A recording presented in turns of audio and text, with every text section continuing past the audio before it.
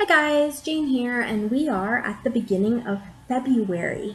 And February, of course, is Romance Month, so we are going to talk about writing romance. My goal is to spend all February talking about writing in the romance genre, and as anybody who knows me knows that is my specialty. That is what I love to write.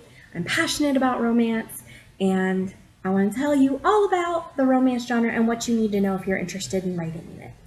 So the first thing I want to talk about is what is the romance genre? There's a lot of romance books out there, but a lot of people still don't understand what romance is and what romance isn't. So a romance novel has two really important, absolutely necessary elements.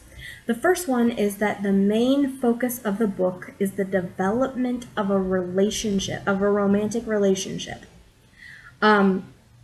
Generally, this is between a couple, although in more modern books, there are some that are polyamorous as well, that are still considered romances. But the whole plot of the book, the main plot, the main focus has to be on these characters developing a relationship and falling in love. I've had several people tell me that they're writing a romance, but when you read their book, it's a it's another genre with a romantic subplot. You can just tell as you're reading that everything, the romance is there, but other things majorly supersede it. And in a romance, that's not going to happen. Your characters, after they meet, are almost always going to be on stage together. So most of your scenes are going to involve the couple either together or talking about each other and their relationship to other people, or it's very, they're going to spend most of the book together. It's not going to be just like, oh, we're doing all this cool stuff, maybe as a group, and oh, by the way, I like them. It is the focus of the book. The second element that a romance novel has to have, or something that is truly in the romance genre, there has to be a happy ending. Now, that can be a happily for now, which is a less permanent, like these people are dating, maybe they're not going to end up together. This is true like for juvenile, young adult romance. The teenagers who fall in love, they're probably not going to grow up and get married. They're 16, they're probably going to go off to college, break up, meet new people. It's okay, it happens. But they can't do that in the course of the book. The book has to end with them together in a relationship. In most romance books that I read, and I'm a big romance reader, you have a happily ever after ending, which is some kind of permanent commitment. A proposal, a wedding, a baby, something that says this couple is going to be there. They're going to grow old together, and till death do us part is this couple. Most romances that I have read are standalone books. Now, they may be in a series with different couples in the series. I have never actually read a romance series where there were the same couple like just falling in love over a long, long course of books. If you know any that are good, recommend them to me because I'd like to read them, but I never have. I've also heard that sometimes there is a character who falls in love with one partner in book one and another partner in book two, another partner in book three, and it's like the series of romances that they go through. I think that's a little strange, and I know that is classified as romance, but I'm not sure I as a reader would classify it as a romance. But if you've read any of those that are good, let me know that too, because I've never read any of those. Most of the ones I have read that are romance are either standalone or they are series where there are multiple couples and a different couple gets their own book. Romance has a lot of subgenres. There is historical, where everything happens in the past. I believe it's generally prior to, including around World War II, and before that is what's considered historical, although I don't know if that is a correct definition now. That's almost, that's quite a bit of time. I would say 50 years. which would be closer to the 70s. But I don't know. I'm not sure what the actual definition is. But you have historical, you have supernatural, where there are supernatural elements, your werewolves, your shifters, your vampires, your fairies, and that is a key element in the story, not just a little bit of a thing in the back. You have sci-fi romance, where romance takes place either off planet or with aliens. You have contemporary romance, which is a more traditional, like modern day love story. You have suspense thriller type romances where the couple are trying to defeat a bad guy or save themselves from a situation and they fall in love doing it. So generally the subgenres of romance either describe the setting or the plot. This can get a little tricky though, because sometimes the plots are also called tropes, and there are certain tropes that people like to see in romances. Romance readers, including myself, we tend to be very trope specific. So I'm going to look for, when I'm looking at romance novels, I'm more likely to look for the tropes I like than I am to look for, like, for instance, an author I've read. Now, I will read an author I've read if they're doing tropes I like, but a lot of times not the other way around. I recently had read a really good romance called Annie's Song, and I went and looked at the other books that the writer had written, and they weren't similar enough trope-wise, and I was like, I liked Annie's Song. It was a great book. I'm not going to read her other books because they just weren't similar enough to what I was looking for, and what I loved about Annie's Song, I knew they wouldn't translate well. I do love historical romances in general, and I'm not as trope picky about that. So some that I recommend if you really enjoy historical: Julia Quinn's great, Eloisa James, Virginia Henley, Mary Balogh, and Johanna Lindsey. Although I will warn you right now that Virginia Henley and Johanna Lindsey, some of their books / characters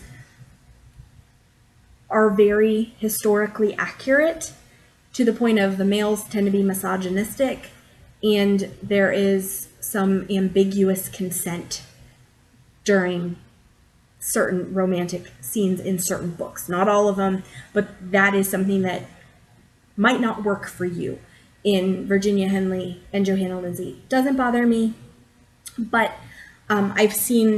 I know that is a huge thing in romances, and like I wouldn't want that in a contemporary romance, but in a historical it doesn't bother me. But I know it could bother some of you, so just being clear there. So some of the tropes that you have, and tropes are kind of like other things in a romance novel. They're not exactly a subgenre, but they're important. Things like accidental pregnancy, billionaire, alpha male, secret baby. These are all tropes that are marriage of convenience, arranged marriage, fake marriage. Those are all tropes that appear in romance novels. There's a ton more. But readers like myself tend to pick our romance novels based on tropes and subgenres, much less than the specifics of a story. We like a certain type of story.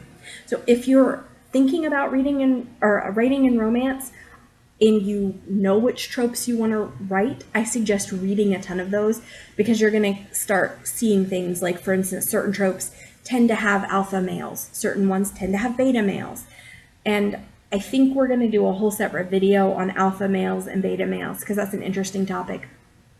But certain ones tend to be very sweet and clean, and if there's anything beyond kissing happening, it's the bedroom door gets closed and fade to black, whereas certain subgenres and tropes tend to be the exact opposite, where it tends to be explanations of every little detail of what's happening in the bedroom. Now, there are exceptions to each rule, or to all the rules. I know that billionaire romances tend to be a little on the hotter side, but there are totally sweet Sweet and Clean Billionaire Romances. The Writing Girls have a podcast, and I know some of them are writing Sweet and Clean Billionaire. I have not read their books, but I want to. It's like on my to-read list. Billionaire's not a trope I love, partially because I don't like the really steamy romances, so I'd be willing to try it in a Sweet and Clean, but I don't want to try it in the really hot and steamy. That is true too of, I've seen some paranormal romances that are more rom-com-ish, and they are on the sweet side, as opposed to, that's also another genre that tends to be pretty steamy. So there are definitely exceptions, but knowing what's normal, it's kind of that knowing the rules before you write them is a good idea. And I definitely recommend doing that if you're going to write a specific trope or specific subgenre.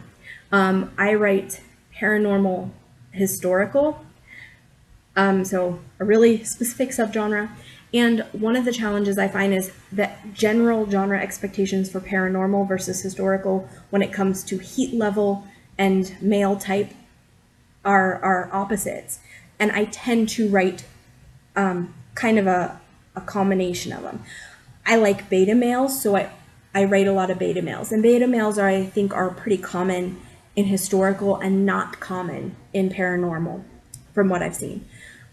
Heat levels tend to be a lot milder in historical and spicy to hot to erotic in paranormal. And I'm a lot on the lower end. We're not fade to black in my books, but the stuff happening is a lot more, usually, it may be somewhat spicy and steamy, but a lot of the language is metaphorical, and we're not giving you play-by-plays of everything happening, in the bedroom. So that's some basics of the romance genre. I actually wanted to also share, and this is from the Romance Writers of America website, some really cool statistics about romance, the genre. These statistics are from 2017. They can be found on the Romance Writers of America website. It's www.rwa.org. Whoop. 1 second, I just lost it. /online/romance_genre/about_genre.aspx. And I'm going to put that link below. Just, I know that some people may not, it may be easier for some of you to hear it than to see it. So here's what their website has to say about the stats of a romance reader. So if you're interested in this genre, here's who you're going to be writing for. The romance readers are 82% female and 18% male. And I will tell you, I was really surprised by that statistic. I thought that there would be a heck of a lot more females. I thought it was going to be like 95% female and 5% male. But it makes me happy that so many males are reading romance. Like, that's not something I expected, and it makes my heart happy. The average age of the romance reader is 35 to 39 years old. I've been reading them since my 20s, and I'm not really sure where they get this statistic, because I'll be honest, like, a lot of women of a lot of different age ranges that I know read these. 20-year-olds read them, 60-year-olds read them. My grandmother, when she passed away 6 months ago, I was given dibs on her books because I'm the big reader in the family. And she had a ton of romances, and I was so happy to bring these romances home. And previously, in her younger years, probably about 15, 20 years ago, I would have been a late teenager. She had a ton of Danielle Steele books, and I took those home because she was done with them and was going to donate them to Goodwill. And, so this is a genre that I think is very popular among all female ages. So I'm kind of surprised that 35 to 39 is what they're saying the average age of the romance reader is. I do think that probably 35 to 39-year-olds read a little bit, maybe more, because this is my opinion here, a lot of romance readers tend to be well-educated and intelligent, And I think at 35 to 39, that's where a lot of us are having babies. A lot of us are, maybe taking some time off work to raise our kids. Some of us are in committed relationships and we love the feelings of love, but the reality of being married or in a long-term relationship is that your partner drives you nuts a little bit. And so it's nice to go back in the book and rekindle the love. Makes it easier to not murder your partner when, he's not managed to get his socks in the clothes basket for the past month, or, you're tired of doing dishes and dishes and dishes and dishes. You don't understand why in the world men cannot pick up a broom and a mop. And I'm not saying all men. I'm just saying in some of our houses, even though both people work or one or whatever, there's often disparities in how much housework is done. Anyway, so back to the stats. The ethnicity surprised me. Ethnicity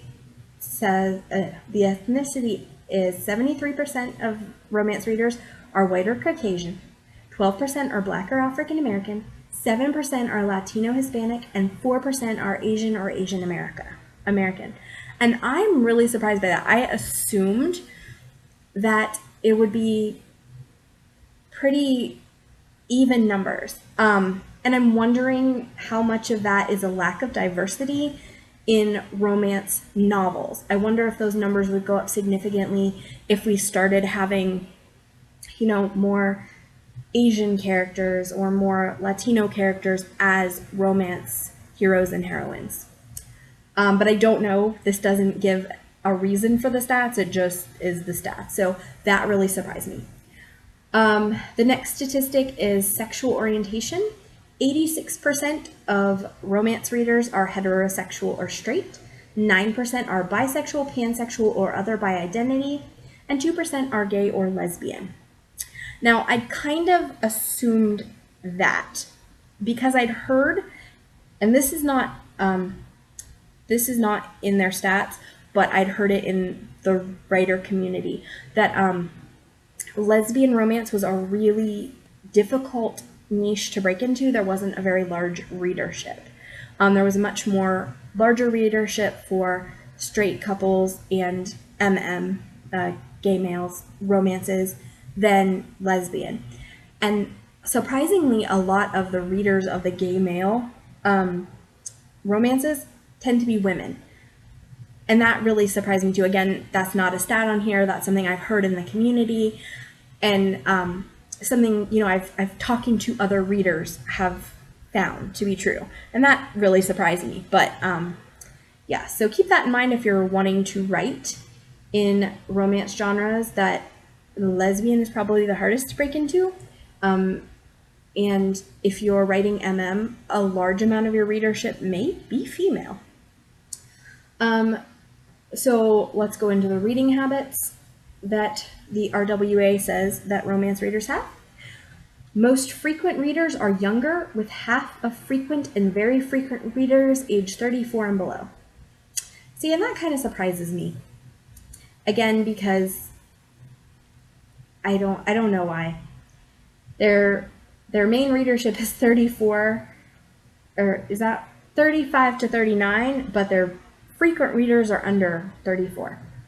So, okay, I don't have a good reason then why the stat is what it is, but 92% of survey respondents, I'm assuming they got their stats from a survey, read print, 64% read ebook, and 35% read audiobook.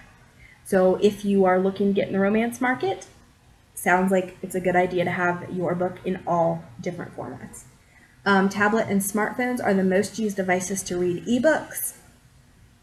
Half of romance readers read romantic suspense, followed by erotic and historical as the most popular genres. Younger readers read more young adult, erotic, and paranormal romance, and less contemporary romance than older readers. So keep in mind if you have readership. If you're looking to get into the market, keep those things in mind about your readership. And the last set of statistics is how romance readers acquire books. And again, I'm reading straight from the site. I occasionally have commentary of why I think things are that way. I'm a romance reader, and I can tell you where I fit on things. I definitely am a paperback reader. I'll do Kindle and I'll do audiobook. My preferences actually would be paperback, audiobook, and Kindle. I don't read as much on my Kindle as I'd like to. The thing that's nice about Kindle is you can buy books for cheap though. Acquiring romance books. Top responses from how romance readers acquire romance novels. Number 1, they borrow from the library. They purchase from brick and mortar bookstores, acquire them from friends, relatives, purchase in print via an online store, and purchase them as an ebook via an online store. And I will tell you, I get them mostly from libraries. I do sometimes buy them at used bookstores. I don't buy very many new. I have in the past, but especially since becoming a mom and being on a tighter book budget, I tend to get them used. Our library has a thing called the Friends of the Library, where people donate used books, and the library sells those used books, usually for 50 cents to $1. And I tend to get most of my books that way at this point, just because of being poor. I do get some ebooks from Amazon or from Smashwords or other online stores, mostly just because of them being cheap.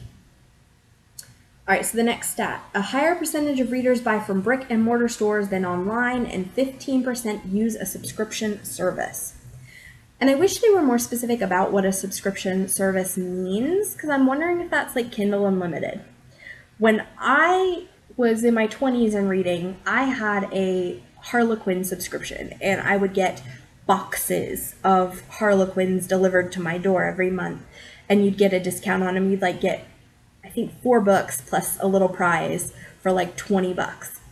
And I'm wondering when they say a subscription if they mean something like that, and I don't know if that still exists because it's been a while, or if they mean something like Kindle Unlimited. It doesn't say, I'm not sure. One third of readers search for new authors in the past 6 months, and content is listed as more important purchase influence than recommendations. And I can see that as being true too. Romance readers are picky. I'm picky as a romance reader, and definitely, like, if you tell me a romance is great, I'm going to be more interested if it's one of the tropes I follow than just, oh, it was really well written. I don't necessarily search for new romance authors, but I'm very open to new romance authors. Like, if I see a book that has my tropes or has a plot I like, I'm not necessarily going to be too concerned about who wrote it. I do have favorite romance writers that I go back to, but I would not pick up a romance just because I didn't know the author. Another thing, and this is not listed on that site, but again, I've heard from forums, and I believe to be true being a romance reader myself, romance readers tend to be very voracious readers. A lot of people who read in the romance genre are reading a book or more a week. Now, I don't necessarily read a book or more a week in the romance genre, but I certainly have. And I read voraciously in general. Another thing it doesn't mention here, but that I believe is true from being on forums, there is quite a bit of crossover between romance readers and cozy mystery readers. So if you are thinking about writing in 2 genres that have good reader crossover, that would be one I would consider if I was trying to build a readership with 2. And you'll notice that that is something that a few have done. I believe Janet Ivanovich, I know she started in romance, and I like rom-com type romance. I didn't love her romances, to be honest. And then she moved over to not necessarily cozy mysteries, but Stephanie Plum is a little bit closer to like a cozy mystery than an actual like thriller. So there are some writers already who have that crossover and have a little bit in both categories. So that's what you need to know about what is romance and the stats of romance. Basically, why this is important is if you are looking to write romance, or if you're undecided about what genre you want to write in, Romance is a good one to start with. There's a lot you can do in the romance genre. There's a lot of options in the romance genre. There's a large readership. And I would say that because romance books tend to be on the short side, most, and these again are my numbers, but I'm getting them from like what I've seen, for instance, on Harlequin's site as far as what they're looking for submission-wise, most are in the 50 to 80,000 word range. So these are not huge novels, which is nice because they are easily consumable. People are consuming quite a few of them on a regular basis, and it gives you, I think, more opportunities than people who read really large books such as epic fantasy or sci-fi, and who are going to be more likely to read just a few authors because, you know, the book is 300,000-400,000 words and takes them forever to get through. So yeah, those are just my general thoughts on what I would want you to know if you were just getting into the genre.